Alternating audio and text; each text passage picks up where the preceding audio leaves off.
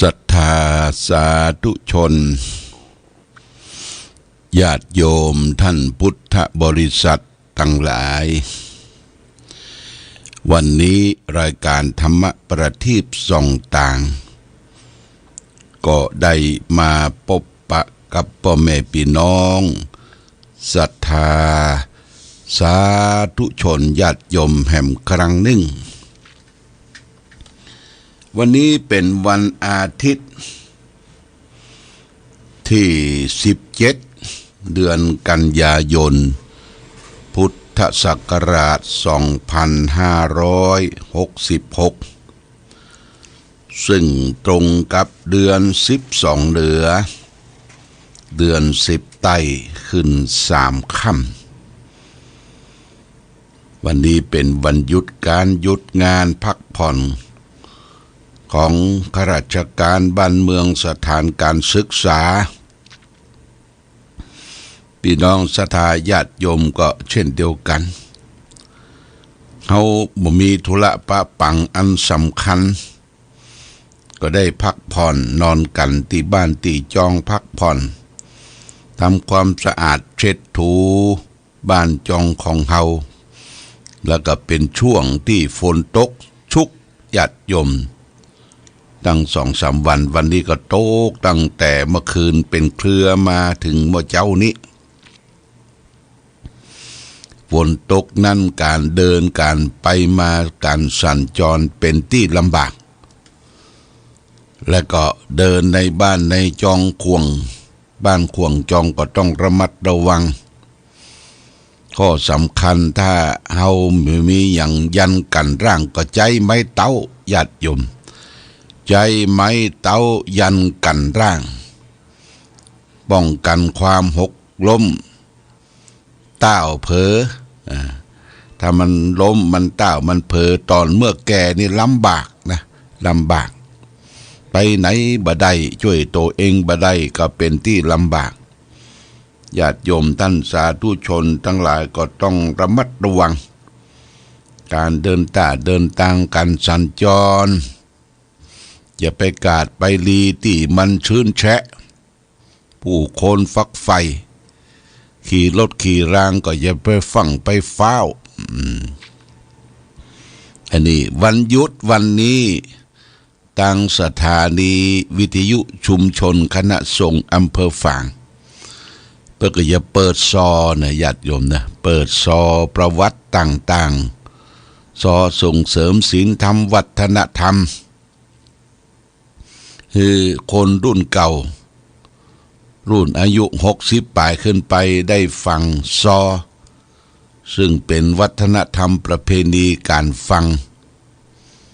มีปอยมีรามเมื่อใดก็มีการซอห้ำในเก็บปอยในรามตะวานี้ตอนเจ้าวันเสาร์ตอนเจ้าตะวาอาตมาภาพก็ได้เดินทางไปร่วมในงานพิธีทำบุญตักบาตรยกยอดชัดเจดีย์ที่สำนักปฏิบัติธรรมแสงเทียนที่บ้านแม่สูนน้อยหลังวัดซึ่งแม่ชีแสงเทียนเอกเรื่องซึ่งเป็นน้องของท่านครูบาบุญศรีวัดดอยเก้งเปิ่นได้มาตั้งสำนักปฏิบัติธรรมอยู่ที่สวนได้เชิญชวนให้แม่ย่าแม่ยิง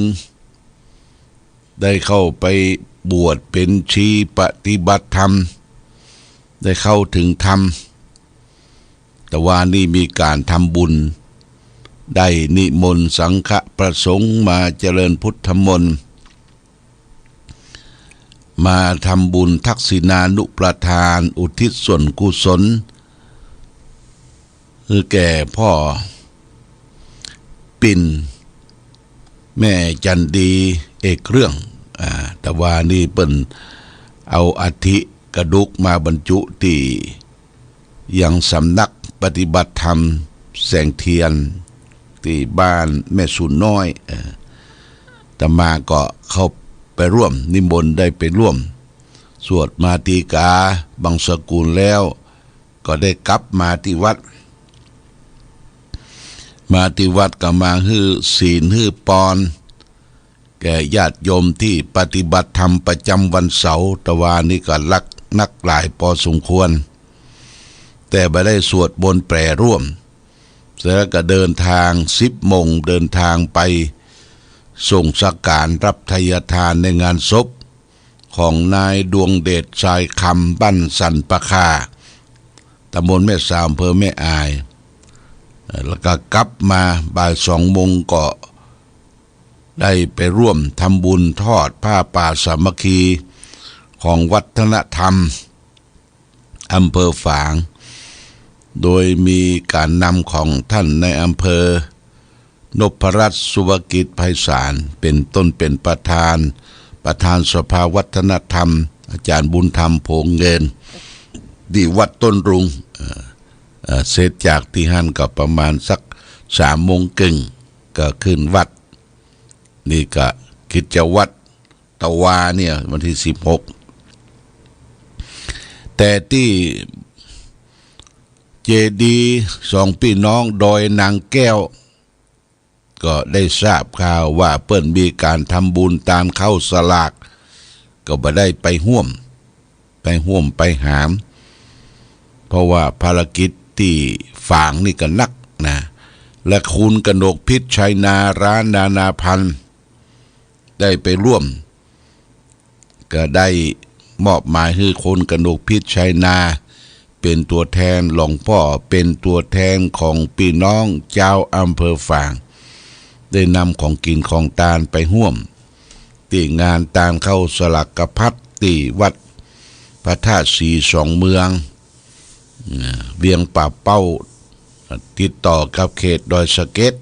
ก็ผ่านไปด้วยความเรียบร้อยดีงามสลักกพัดนี่จะมีกันทุกวัดนะญาติโยมทุกวัดของอำเภอฝางแม่อายชัยประการที่ทำกันทุกวัดก็เปิดโอกาสให้ญาติโยมได้ตานหาพ่อหาแม่หาปกุลงุนงกเปตะวิสัยทั้งหลายในฤดูเดือน12เราก็มีโอกาสได้ตานกันทุกวัดปัจจัยที่ได้จากการตานเข้าสลักกพัดก็เป็นปัจจัยบำรุงวัดเหลือจากถวายพระเนรเรียบร้อยแล้วก็เป็นปัจจัยค่าน้ำค่าไฟบำรุงวัดวาอารามแต่ละวัดถ้าวัดไหนมีศรัทธาหลายนักวัดนั้นก็จะได้ปัจจัยนักญาติโยมแต่หัววัดตึงกันนะหัววัดหลายวัดตึงกันวันนี้ก็จะมีวัดท่าตอนพระอารามหลวงวัดเจ้าคณะจังหวัดเชียงใหม่อาตมาก็จะได้เดินทางไปร่วมตามเข้าสลักกพัดที่วัดท่าตอนวัดเจ้าคณะจังหวัดเชียงใหม่แห่งวัดหนึ่งก็คือวัดคงคานิมิตรตำบลบ้านปิ่นอันนี้ก็ตำบลบ้านปิ่นนี่ก็ท่านพระครูประจักษ์กิจยานุยุตท่านรองเจ้าอาวาสจะได้นำศรัทธาไปร่วมกินร่วมทานแห่งวัดหนึ่งวัดปัญจคณานุสรณ์ตำบลแม่สาวนี่ได้ทราบข่าวว่าเปิ้นจะตานเฉพาะในเขตตำบลบ่มีหัววัดหลายก็มาเติงที่วัดพระบาทอุดมก็จะให้ท่านตุปีพัดไปร่วมอันนี้วันที่17วันที่18ก็วัดที่มาเติงก็วัดบ้านลานนอกวันที่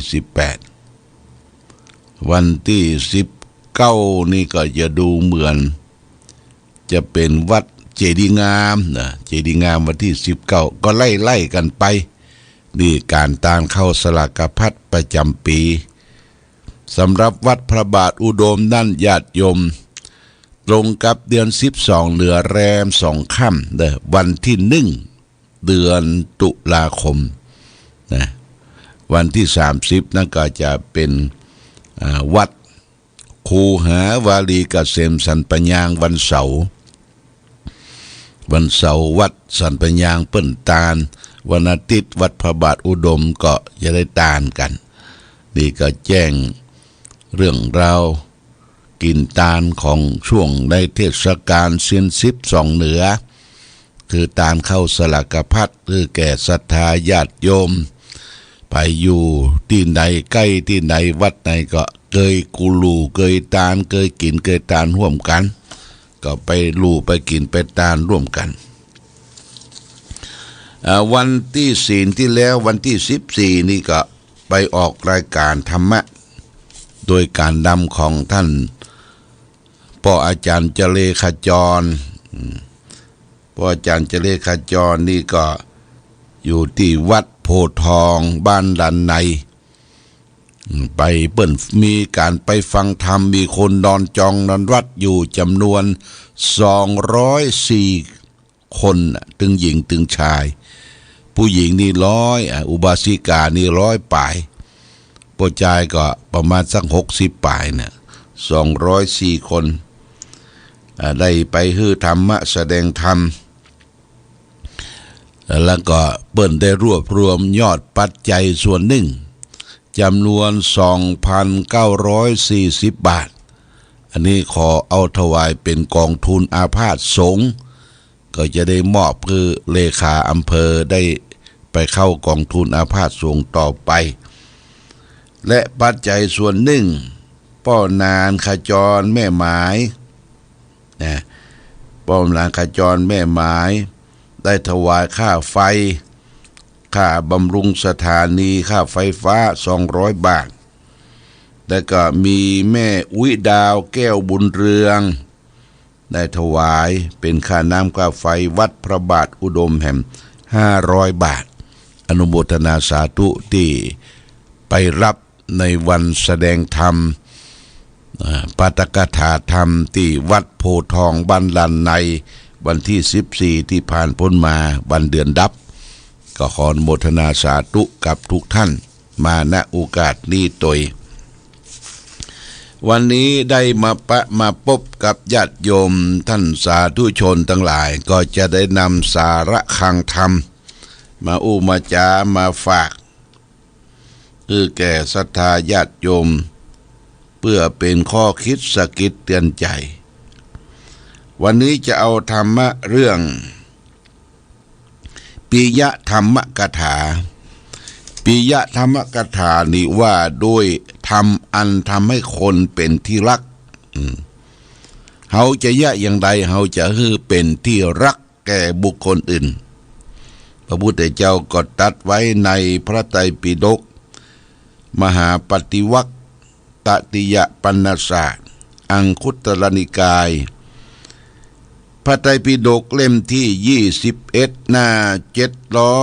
773พระองค์ตรัสไว้ว่าเทวเมภิกขเวธัมมากะตะเมเทวะอัจฉวันจะมัทธวันจะแปลว่าดูก่อนภิกษุทั้งหลายทำ2 อย่างนี้2 อย่างคืออะไรบ้างคือ1อาชวะ2มัทธวะอาชวะ1มัทธวะ1อาชวะความซื่อตรง2มัทธวะความอ่อนโยนนี่ทำ2 ประการเนี่ยเราก็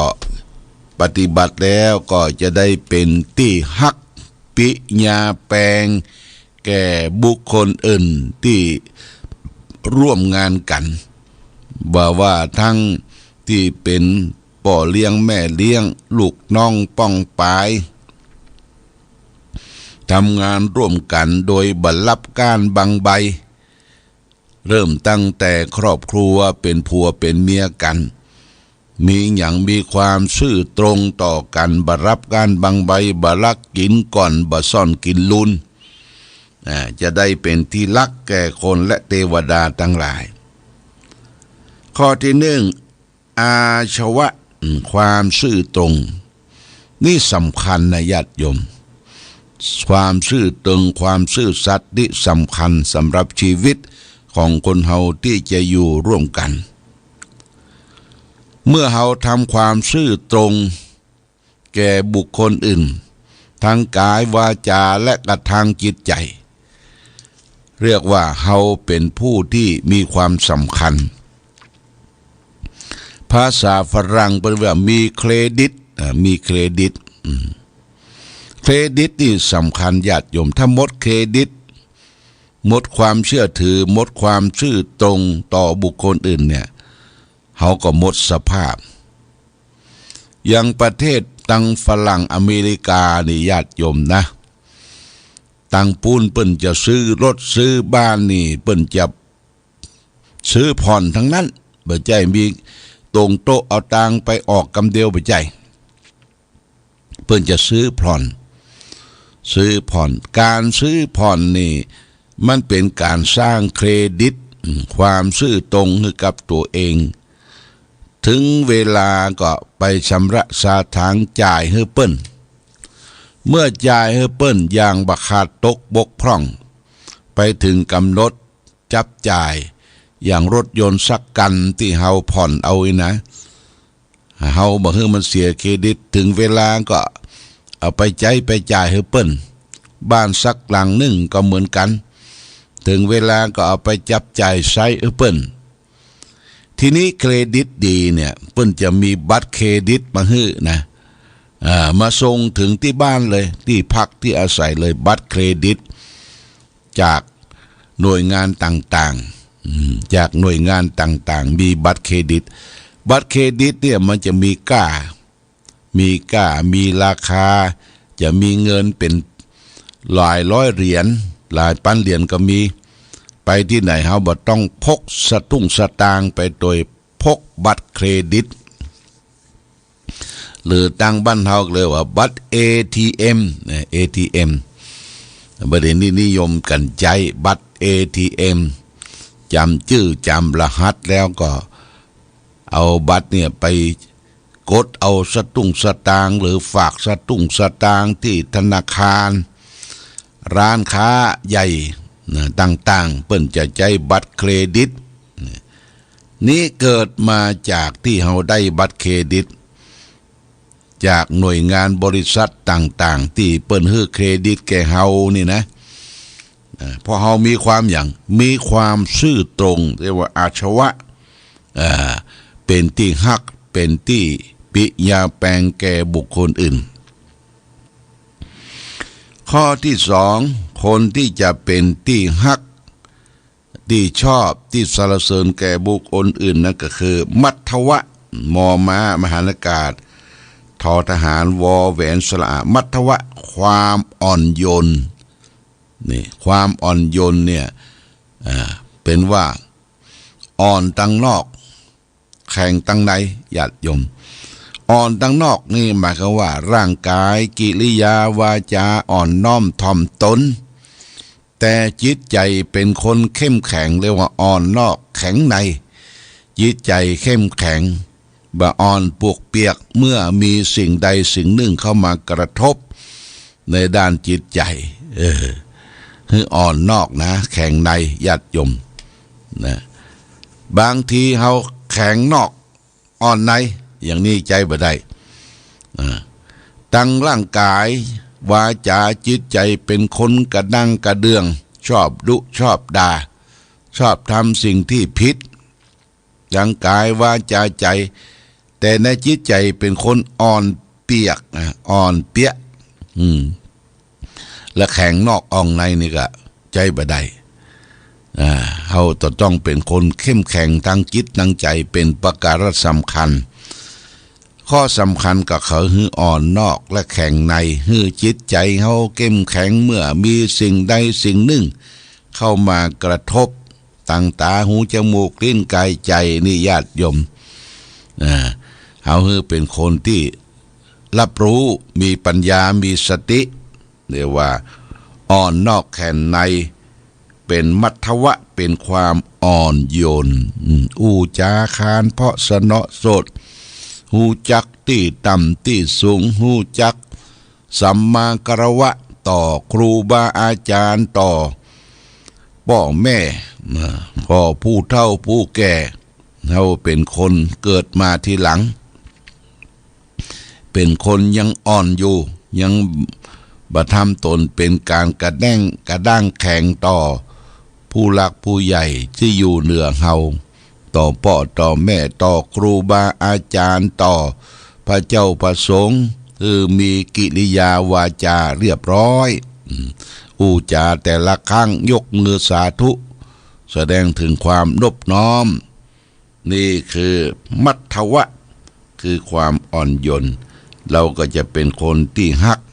ปิยาแปลงแก่บุคคลอื่น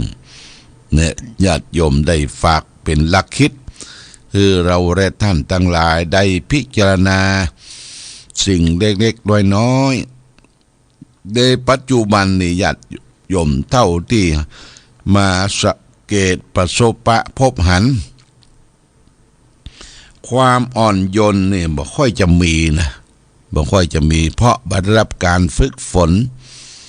จากครูบาอาจารย์มาก่อนอย่างในวัดก็เหมือนกันพระเนน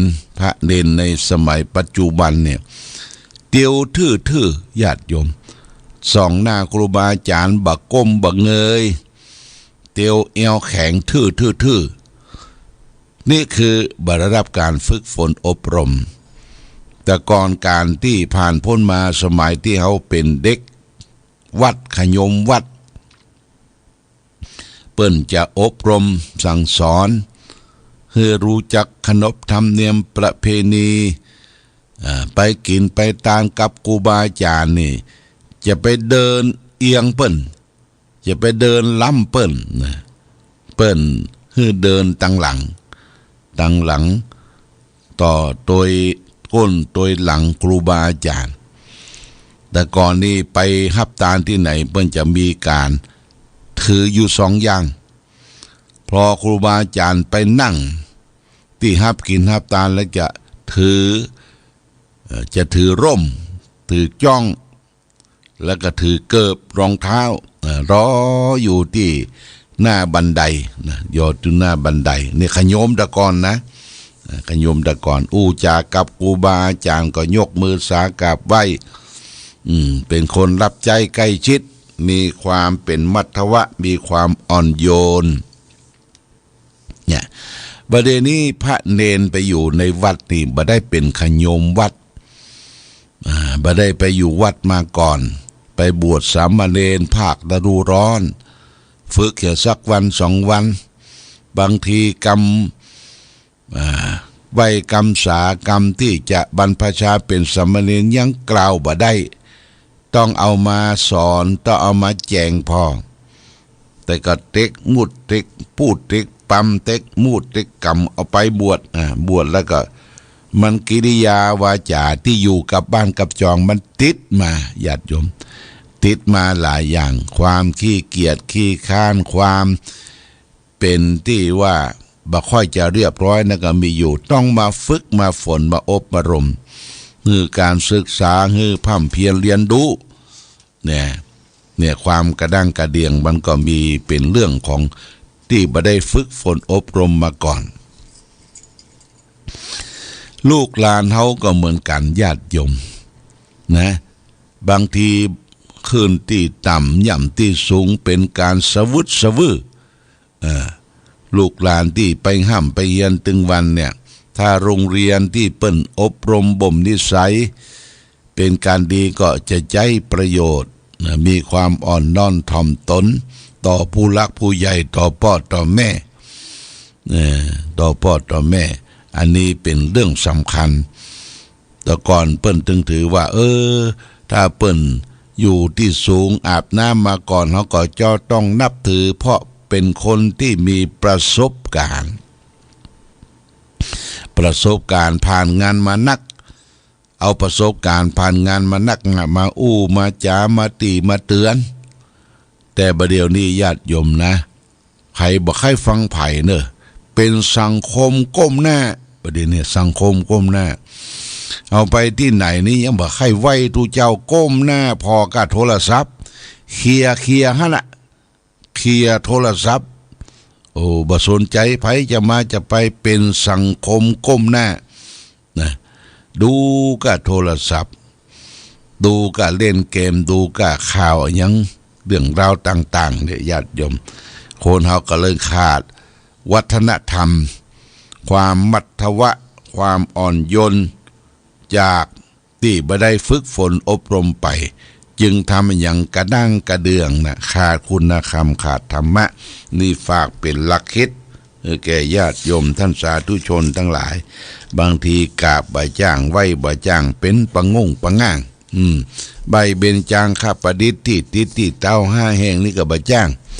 ไปไหวตูเจ้าไหวพระก็บ่จ้างแลบ